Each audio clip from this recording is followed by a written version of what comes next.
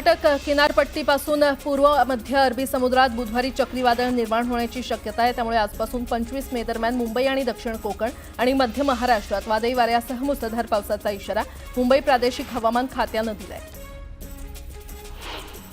नैऋत्य मोसमी वाऱ्यांचा प्रवास यंदा वेगाने सुरू आहे। मान्सूनचे प्रवाह बळकट झाल्याने रविवारपर्यंत मान्सून केरळमध्ये धडकण्याची शक्यता हवामान खात्याने वर्तवली आहे। दरम्यान मान्सूनची सोमवारपर्यंत झालेली वाटचाल मंगळवारी कायम होती। अरबी समुद्रात आजपासून कमी दाबाचा पट्टा तयार होण्याचा अंदाज हवामान खात्याने वर्तवलाय। 24 मे पर्यंत तो अधिक तीव्र होऊन उत्तरेकडे सरकू शकतो। अरबी समुद्र खवळलेला राहण्याची शक्यता असून 21 ते 24 मे दरम्यान मच्छीमारांना सतर्कतेचं आवाहन करण्यात आलंय। पुणे शहराला ऐन उन्हाळ्यात मुसळधार पावसाने झोडपून काढल्याने शहर जलमय झालंय। शहरातील अनेक सखल भागात आणि रस्त्यांवर पाणी तुंबल्याने वाहतुकीची कोंडी झाली। त्यामुळे महापालिकेच्या पावसाळापूर्व कामांचा फज्जा उडाला। लातूर शहर आणि जिल्ह्यात ठिकठिकाणी अवकाळी पावसाने जोरदार हजेरी लावली आहे। लातूर शहरात गेल्या 3 दिवसांपासून मुसळधार पाऊस सुरू आहे।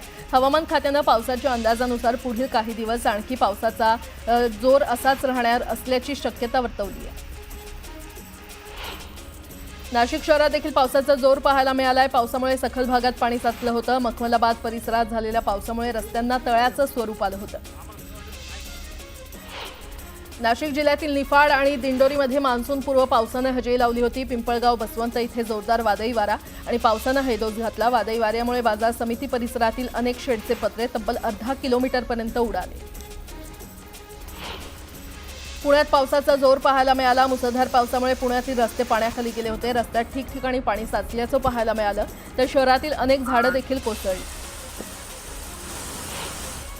पुण्यातील कात्रजमध्ये देखील मान्सूनपूर्व पावसाचा जोर पाहायला मिळाला। मुसळधार पावसामुळे कात्रजमधील रस्ते पाण्याखाली गेले होते। पुणे सातारा महामार्गावर भोर तालुक्याच्या हद्दीमध्ये केळवडे रस्त्यावर येणारं पाणी वाहून जाण्यासाठी योग्य व्यवस्था नसल्यानं महामार्गाची अक्षरशः नदी झाल्याचं पाहायला मिळालं। त्यामुळे वाहनधारकांना मोठी कसरत करावी लागली। मुंबईसह राज्यभरात ठिकठिकाणी पावसाने हजेरी लावली होती। कुर्ला, घाटकोपर, विक्रोळी, भांडूप, मुलुंड या भागामध्ये जोरदार पाऊस झाला, तर अनेक भागात पाणी साचल्यामुळे नागरिकांची तारांबळ उडाली होती। बोरिवली, दहिसर, कांदिवली, मालाड, गोरेगाव आणि अंधेरीमध्ये देखील पावसाच्या सरी बरसल्या। सोसाट्याच्या वाऱ्यासह पावसाने हजेरी लावल्यामुळे नागरिकांची तारांबळ उडाली। अंधेरीमध्ये झालेल्या पावसामुळे अंधेरी सबवेवर 3 फुटापर्यंत पाणी साचलं होतं। त्यामुळे अंधेरी पूर्व आणि पश्चिमेला जाणारी वाहतूक बंद करण्यात आली होती। बदलापुरात झालेल्या पावसामुळे रेल्वे रुळाखालील भुयारी मार्गात मोठ्या प्रमाणात पाणी साचलं होतं। त्यामुळे पूर्वेकडून पश्चिमेला जाण्याचा मार्ग बंद झाला होता। हा मार्ग बंद झाल्यानं बदलापूरकरांना मोठा वळसा घालून सावरकर उड्डाण पुलावरून ये-जा करावी लागते। नवी मुंबईत देखील मुसळधार पाऊस बरसला। विजांच्या कडकडाटासह पनवेल, कळंबोली, खारघर, बेलापूर, नेरूळ आणि वाशी भागात देखील मुसळधार पाऊस झाला। मुंबईतल्या परळ भागात देखील पावसाच्या सरी बरसल्या। अचानक आलेल्या पावसामुळे नागरिकांची तारांबळ उडाली, तर कामावरून घरी परतणाऱ्यांना पावसाचा फटका बसला। भिवंडीत मेघगर्जनेसह मुसळधार पाऊस झाला। मान्सूनपूर्व पावसानं भिवंडीकरांची चांगलीच तारांबळ उडाली, तर वीज पुरवठा खंडित झाल्यानं लग्न समारंभाच्या कार्यक्रमात अडथळा निर्माण झाला। लोणावळ्याला अवकाळी पावसानं चांगलंच झोडपून काढलं। अचानक आलेल्या मुसळधार पावसामुळे बाजारपेठेत नागरिकांची चांगलीच धांदल उडाली होती, तर काही ठिकाणी झाडं देखील पडली आहेत आणि गेल्या 2 ते 3 दिवसांपासून थंड हवेचं ठिकाण म्हणून प्रसिद्ध असलेल्या लोणावळ्यामध्ये प्रचंड उकाडा जाणवत होता। मात्र मान्सूनपूर्व पावसामुळे नागरिकांना दिलासा मिळाला आहे। पुणे जिल्ह्याच्या आंबेगाव तालुक्यात जोरदार मान्सूनपूर्व पाऊस झाला। मान्सूनपूर्व पावसानं पुणे नाशिक महामार्गावरच पाणी झालं, तर महामार्गाच्या बाजूला असलेल्या घरातही पावसाचं पाणी शिरलं। महाराष्ट्र आणि गोव्याजवळ अरबी समुद्रात 21 मे पासून कमी दाबाचा पट्टा तयार होण्याचा अंदाज हवामान खात्याने वर्तवलाय। 24 मे पर्यंत तो अधिक तीव्र होऊन उत्तरेकडे सरकू शकतो। राज्याच्या किनाऱ्याला थेट धोका नसला तरी याचा परिणाम म्हणून समुद्र खवळलेला राहण्याची शक्यता आहे। नागपूर बिलासपूर मार्गावर रेल्वेनं प्रवास करणाऱ्या प्रवाशांची संख्या मोठ्या प्रमाणात वाढल्यानं रेल्वे प्रशासनाला चांगलाच हुरूप आलाय। या पार्श्वभूमीवर वंदे भारत एक्सप्रेसच्या संरचनेत बदल करून या ट्रेनला आणखी 8 कोच जोडण्याचा निर्णय रेल्वे खात्यानं घेतलाय। पंतप्रधान नरेंद्र मोदी 22 मे रोजी देशभरातील 103 पुनर्विकसित रेल्वे स्थानकांचं व्हर्च्युअल उद्घाटन करणार आहेत। मध्य रेल्वेच्या ज्या 12 स्थानकांचं उद्घाटन होणार आहे त्यात मुंबई विभागातील चिंचपोकळी, परळ, वडाळा रोड आणि माटुंगा यांचा समावेश आहे। पालघरला नवं उपप्रादेशिक परिवहन कार्यालय मंजूर झालं असून आता पालघर जिल्ह्याला MH60 ही नवीन परिवहन ओळख मिळालेली आहे, अशी माहिती परिवहन मंत्री प्रताप सरनाईक यांनी दिली आहे। कोराडी येथे महिला आर्थिक विकास महामंडळाअंतर्गत सुरू असलेल्या प्रकल्पांना तसंच गारमेंट केंद्राच्या कामाला गती देण्याचे निर्देश महसूल मंत्री आणि नागपूरचे पालकमंत्री चंद्रशेखर बावनकुळे यांनी दिले आहेत। तसंच या कामात दिरंगाई झाली तर अधिकाऱ्यांवर कारवाई करण्यात येईल असा इशारा देखील त्यांनी दिला आहे। ठाण्यामध्ये महापालिकेच्या टेमघर जलशुद्धीकरण केंद्र पावसाळ्यापूर्वीच्या कामांसाठी 12 तासांसाठी आज वितरण बंद करण्याचा निर्णय घेण्यात आलेला आहे। त्यामुळे गुरुवारी दुपारी 12 वाजल्यापासून शुक्रवारी दुपारी 12 वाजेपर्यंत 24 तासांसाठी ठाणे दरम्यान पाणी पुरवठा बंद असेल। पिंपरी चिंचवड शहरातील 100हून अधिक सदनिका असलेल्या गृहनिर्माण सोसायट्यांना सांडपाणी प्रक्रिया प्रकल्प कार्यान्वित करण्याबाबत 3 वेळा नोटिसा देण्यात आलेल्या होत्या। मात्र त्यानंतरही या नोटिसांकडे दुर्लक्ष करणाऱ्या 184 सोसायट्यांचे नळजोड बंद करण्याचा निर्णय महापालिकेनं घेतला आहे। मुंबई, ठाणे, नवी मुंबई, कल्याण, डोंबिवली, पनवेल, उल्हासनगर, अंबरनाथ आणि बदलापूर या शहरांचा पाण्याचा प्रश्न सोडवण्यासाठी प्रयत्न केले जाणार आहेत। यासाठी 2 धरणं बांधण्यास राज्य मंत्रिमंडळाच्या बैठकीत मंजुरी देण्यात आली आहे। ठाण्याच्या म्हाडावासियांना तब्बल 20 वर्षांनंतर पाणीपट्टीसह दंडाच्या नोटिसा म्हाडा प्रशासनानं बजावलेल्या आहेत। देयकासह दंडाची रक्कम भरली नाही तर कारवाई करण्याचा इशारा प्रशासनानं दिलाय। तर या कारवाईच्या भीतीमुळे नागरिकांमध्ये अस्वस्थता पसरली असून त्याच्या मदतीसाठी सत्ताधारी पक्षाचे नेते पुढे सरसावलेत।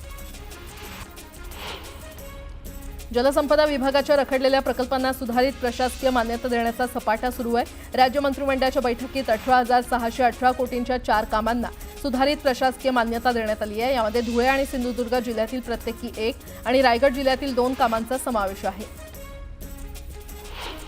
राज्यात ॲप आधारित प्रवासी सेवेमध्ये विनाकारण फेरी रद्द करणाऱ्या चालकाला एकूण भाड्याच्या 10% किंवा 100 रुपये दंड आकारण्याची तरतूद करण्यात आली आहे। त्याचबरोबर काहीही कारण न देता प्रवाशानं ही फेरी रद्द केल्यास त्यांनाही 5% किंवा 50 रुपये दंड आकारण्याची तरतूद धोरणात करण्यात आलेली आहे।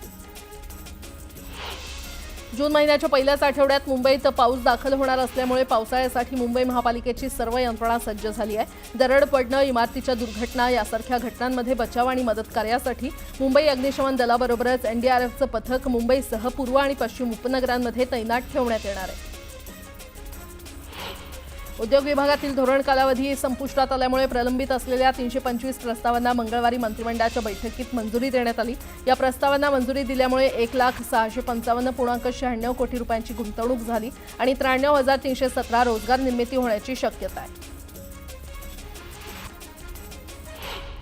शैक्षणिक वर्ष 2025-26 साठी 3 वर्ष कालावधीच्या पूर्णवेळ पोस्ट SSC पदविका अभियांत्रिकी आणि तंत्रज्ञान आणि वास्तुकला अभ्यासक्रमाच्या प्रथम वर्षाच्या प्रवेश प्रक्रियेसाठी ऑनलाईन अर्ज नोंदणीचं वेळापत्रक जाहीर करण्यात आलं आहे। विद्यार्थ्यांना 16 जूनपर्यंत ऑनलाईन पद्धतीनं अर्ज करता येणार आहे।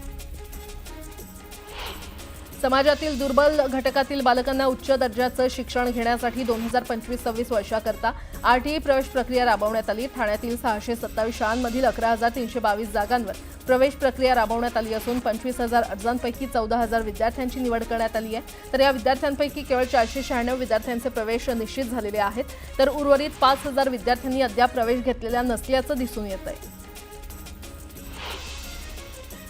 राज्यातील 11वीचे प्रवेश केंद्रीय ऑनलाईन पद्धतीनं करण्यासाठीची प्रक्रिया सुरू झालेली आहे आणि त्यासाठीची माहिती पुस्तिका मंगळवारी प्रसिद्ध करण्यात आली। मात्र या पुस्तिकेमध्ये शाळा आणि कनिष्ठ महाविद्यालय स्तरावरील इन-हाऊस कोटा तसंच द्विलक्षी अभ्यासक्रमाच्या प्रवेशाबाबत स्पष्टता नसल्यानं विद्यार्थी संभ्रमात पडले। जळगावच्या यावलमध्ये दुचाकी आणि स्कूल बसची जोरदार धडक झाली। अपघातात दुचाकीवरील दोघांचा जागीच मृत्यू झाला।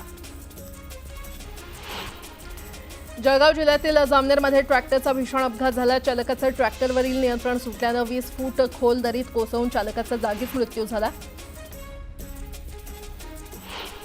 अण्णासाहेब पाटील आर्थिक विकास महामंडळाचं कर्ज देण्याच्या नावाखाली बेरोजगारांना गंडा घालण्याचा प्रकार समोर आलाय। महामंडळाचं कर्ज आणि व्याज परतावा मिळवून देण्याच्या नावाखाली हजारो रुपये तरुणांकडून उकळत आहेत आणि या प्रकाराची महामंडळाचे अध्यक्ष नरेंद्र पाटील यांनी दखल घेत थेट पोलीस ठाणं गाठलेलं आहे। पुण्याचे माजी आमदार रवींद्र धंगेकर यांनी शिवसेनेमध्ये प्रवेश केल्यानंतर त्यांची पुणे महानगर प्रमुखपदी नियुक्ती करून राजकीय पुनर्वसन करण्यात आलेलं आहे। नाशिक ठाण्याच्या धर्तीवर पुण्यात देखील महानगर प्रमुखपद निर्माण करण्यात आलेलं आहे। गृहराज्यमंत्री योगेश कदम यांनी मुंबई मेट्रोनं प्रवास केलाय। मुंबईमध्ये मंगळवारी रात्री अचानक सुरू झालेल्या पावसामुळे शहरातील रस्त्यांवर मोठ्या प्रमाणात वाहतूक कोंडी झाली होती। यामुळे वेळ वाचवण्यासाठी आणि प्रवास अधिक सुलभ करण्यासाठी त्यांनी मेट्रोनं प्रवास केला। यावेळी त्यांनी मेट्रोच्या नियोजनाचं कौतुक केलं। कल्याणमधील मंगलराघव नगरमध्ये इमारतीचा स्लॅब कोसळल्यामुळे मोठी दुर्घटना घडली। 4 मजली इमारतीचा दुसऱ्या मजल्यावरचा स्लॅब थेट तळमजल्यापर्यंत कोसळला। या दुर्घटनेमध्ये 6 जणांचा मृत्यू झाल्याची माहिती आहे। कल्याणमध्ये इमारतीचं छत कोसळून झालेल्या दुर्घटनेतील मृतांना मुख्यमंत्री देवेंद्र फडणवीसांनी श्रद्धांजली वाहिलेली आहे। मृतांच्या नातेवाईकांना 5 लाखांचं अर्थसहाय्य देण्यात आलंय।